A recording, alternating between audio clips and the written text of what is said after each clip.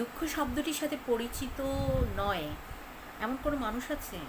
দুঃখ শব্দটির সাথে কম বেশি প্রতিটি মানুষ পরিচিত, সেটা হোক ধনী কিংবা গরিব, প্রত্যেকটি লেভেলের মানুষই কম বেশি পরিচিত। দুঃখ কেউই পেতে চায় না, কিন্তু তারপরেও তো দুঃখ পায়, তাই না? পায়। তো হচ্ছে দুঃখ যাতে পেতে না হয়, আজকে এমন তিনটি কাজের কথা বলবো যা আশা করছি তোমাদের লাইফে কাজে লাগবে। প্রতিটি যারা ভিডিওটি দেখবেন আশা করছি তাদের জীবনে এই ভিডিওটি অনেক গুরুত্বপূর্ণ ভূমিকা রাখবে। তো হচ্ছে ভিডিওটি শুরু থেকে শেষ পর্যন্ত প্রত্যেকেই দেখো এবং প্রয়োজনে বন্ধুদের সাথে শেয়ার করো, যাতে তারাও এই ভিডিওটি দেখে উপকৃত হতে পারে। তো আজকের ভিডিও হচ্ছে, জীবনে যদি দুঃখ পেতে না চাও তবে তিনটি কাজ থেকে নিজেকে বিরত রাখো, তাহলে জীবনে কি হতে পারবে? সবসময় হ্যাপি থাকতে পারবে। তো প্রথম যে কারণটি সেটা হচ্ছে, খুব বেশি কারো উপর নির্ভরশীল হওয়া যাবে না। তোমরা সব খেয়াল করবে, মানুষ সবসময় কিন্তু অন্যের উপর নির্ভরশীল থাকতেই পছন্দ করে, যে আরেকজন আমার কাজটা করে দেবে। কিন্তু যখনই তুমি অন্যের উপর নির্ভরশীল হতে যাবে তখনই তোমাকে কষ্ট পেতে হবে। মনে করো তোমার খুব গুরুত্বপূর্ণ একটা অ্যাসাইনমেন্ট, তুমি আশা করছো তোমার বন্ধু তোমাকে সহযোগিতা করবে, কিন্তু সে কোনো কারণে করতে পারলো না, তখন তুমি দুঃখ পাবে, তোমার কাজটাও হলো না। আবার দেখা যাচ্ছে যে পরীক্ষার এক্সাম হলে দেখা যাবে তুমি আশা করছো, খুব বেশি পড়লাম, পড়াশোনা করো না, যে আমার বন্ধু তো আমাকে হেল্প করবে, কিন্তু পরীক্ষার হলে কোনো ভাবে তোমার ফ্রেন্ড তোমাকে হেল্প করতে পারলো না। কারণ খুব কঠিন একজন শিক্ষক যদি ডিউটিতে পড়ে, তাহলে সেদিন কি হবে? কোনোভাবেই হেল্প করা আর পক্ষে কাউকে সম্ভব নয়, তাই না? তো হচ্ছে তখন তো তোমার পরীক্ষা ভালো হলো না, তখন মন খারাপ হবে, দুঃখ পাচ্ছ, ইস তখন যদি একটু ভালো করে করতাম। এটা যারা জব করছো তাদের ক্ষেত্রেও দেখা যাবে যে এই কাজটাই হচ্ছে। যেমন ধরো যে তুমি তোমার বসের কাছ থেকে খুব আশা করেছো যে তোমার বস তোমাকে খুব হেল্প করবে, বা তোমার সহকর্মীরা তোমাকে খুব সহযোগিতা করবে, ঠিক না? তো হচ্ছে কারো উপর খুব বেশি আমরা নির্ভরশীল হব না, যে ওই কাজটাও আমাকে করে দিবেই দিবে, নির্ভরশীল হব না। বা আমাদের যে বাসার যে সদস্য আছেন, আমরা বিভিন্নভাবে পরিবারের সদস্যদের উপরও নির্ভরশীল হয়ে পড়ি, কিন্তু সবসময় নির্ভরশীল হওয়া ঠিক নয়।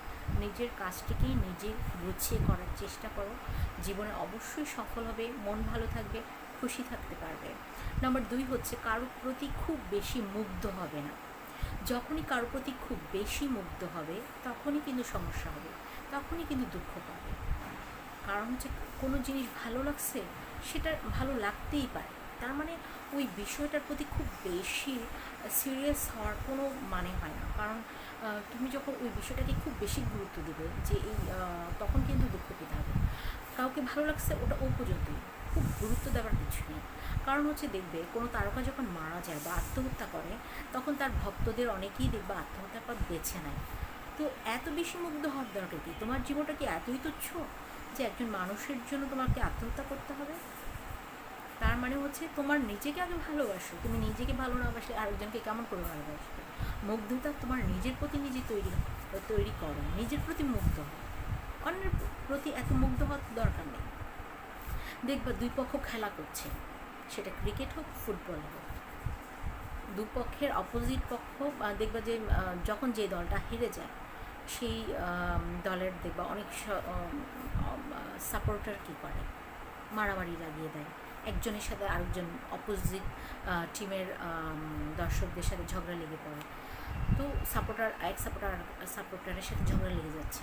তো এগুলো এগুলো যায় না। আমরা তো মানুষ, আমাদের নিজেদেরকে কন্ট্রোল করতে হবে, আমরা তো পশু পাখি না, আমরা মানুষ। সো আমাদের মুগ্ধতা থাকবে, কারো যে কোনো বিষয়ের প্রতি ভালো লাগা থাকবে, কিন্তু সেটা সীমা লঙ্ঘন করা যাবে না। অনেকেই দেখবা, অনেক ছেলে মেয়ে দেখবা, যদি প্রেমে ব্যর্থ হয় তখন তার আত্মহত্যার পথ বেছে নেয়। এটা মোটেও ঠিক না, মোটেও ঠিক না। হ্যাঁ, একজন মানুষ তোমাকে ছেড়ে চলে গেছে, তুমি দুঃখ পাচ্ছ, সে মানুষটা তোমার জন্য ছিলই না, এর থেকে বেটার মানুষ নিশ্চয়ই তোমার জন্য অপেক্ষা করছে। সো কারো প্রতি বেশি মুগ্ধ হয়ে নিজের ক্ষতি করা যাবে। সো তিন নম্বর পয়েন্টে যাই। 3 নম্বর পয়েন্ট হচ্ছে কারো প্রতি অতিরিক্ত মানে আশা করবো না, প্রত্যাশা করবো না কারো কাছ থেকে। কারণ যখনই তুমি কারো কাছ থেকে প্রত্যাশা করবে, আশা করবে যে ওই মানুষটা তোমার জন্য অনেক কিছু করবে, তখনই কিন্তু তোমাকে দুঃখ পেতে হবে। তাই নিজেকে কন্ট্রোল করো। নিজের যতটুকু সামর্থ্য আছে, বেঁচে যখন আছো, জীবন তো একটাই, যতদিন বেঁচে আছো তোমার সামর্থ্য অনুযায়ী অন্যকে সহযোগিতা করো, অন্যকে হেল্প করো।